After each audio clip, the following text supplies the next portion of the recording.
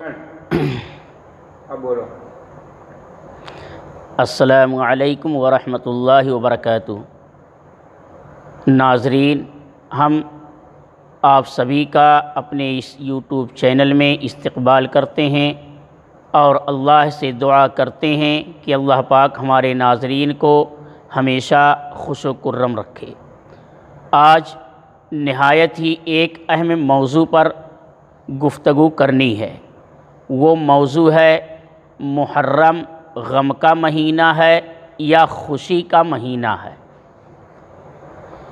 محرم کی عظمت ہے تجھ کو سلام، محرم کی عظمت ہے تجھ کو سلام، فضیلت میں تیری نہیں کچھ کلام، فضیلت میں تیری نہیں کچھ کلام، تمنا شہادت کی مطلوب مومن، تمنا شہادت کی مطلوب مومن، یہ مژدہ سنایا خدا کا کلام۔ سب سے پہلی چیز تو یہ ہے کہ عام طور پر آج ہمارے معاشرے کے اندر یہ بات پھیلی ہوئی ہے کہ محرم یہ غم کا مہینہ ہے۔ سب سے پہلی چیز تو یہ ہے کہ شریعت مطہرہ کے اندر ایسی کوئی چیز، کوئی دن، کوئی تاریخ، کوئی مہینہ ایسا نہیں ہے جس کو شریعت غم کا مہینہ قرار دے یا غم کا دن قرار دے یا غم کا سال قرار دے۔ تو یہ محرم الحرام در حقیقت یہ غم کا مہینہ نہیں بلکہ پوری دنیا کے مسلمانوں کے لیے یہ خوشی و مسرت کا مہینہ ہے۔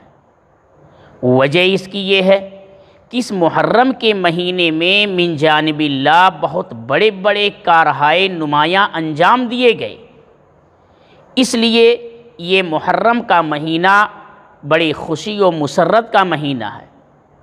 حضرت آدم علیہ السلام کی توبہ اللہ نے قبول کیا محرم کے مہینے میں، یعنی محرم کی 10ویں تاریخ عاشورہ کے دن اللہ تعالیٰ نے حضرت آدم علیہ السلام کی توبہ قبول کی۔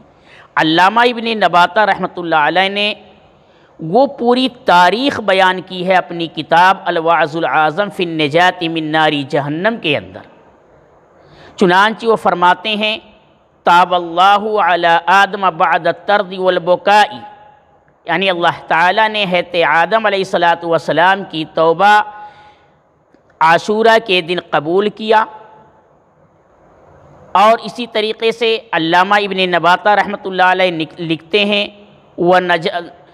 وَنَجَى اللَّهُ نُوحًا وَمَن مَّعَهُ فِي السَّفِينَةِ، اور اللہ تعالیٰ نے حضرت نوح علیہ السلام کو اور جو اہل ایمان ان کے ساتھ کشتی میں سوار تھے ان سب کو اللہ نے طوفان سے نجات عطا فرمایا۔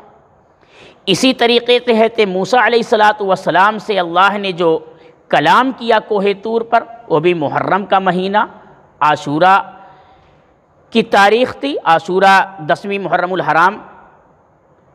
تو اس کو بھی علامہ ابن نباتہ رحمۃ اللہ علیہ تحریر فرماتے ہیں وَكَلَّمَ اللَّهُ مُوسَىٰ وَأَنزَلَ عَلَيْهِ التَّوْرَاةَ تَنزِيل، کہ اللہ تعالیٰ نے حضرت موسیٰ علیہ السلام سے کلام کیا اور تورات کو نازل کیا فیہ ای فی عاشورہ، عاشورہ کے دن میں۔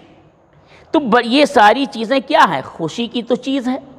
ہاں اتفاق سے ایک ایسا واقعہ پیش آیا کہ وہ خود آگے علامہ ابن نباتہ رحمۃ اللہ علیہ فرماتے ہیں وَقُتِلَ سِبْتُ رسول اللہ صلی اللہ علیہ وسلم الحسین ومن معہ کم قتل، کہ یہ اتفاق ایسا کہ حضرت حسین رضی اللہ تعالیٰ عنہ اور ان کے ساتھیوں کو محرم الحرام کے مہینے میں شہید کر دیا گیا ان کو جو ہے۔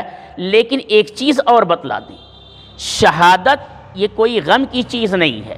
اگر غم کی چیز ہوتی تو شہادت کی دعا نبی پاک صلی اللہ علیہ وسلم نہیں فرماتے، شہادت کی دعا سیدنا فاروق اعظم رضی اللہ تعالیٰ عنہ نہیں کرتے۔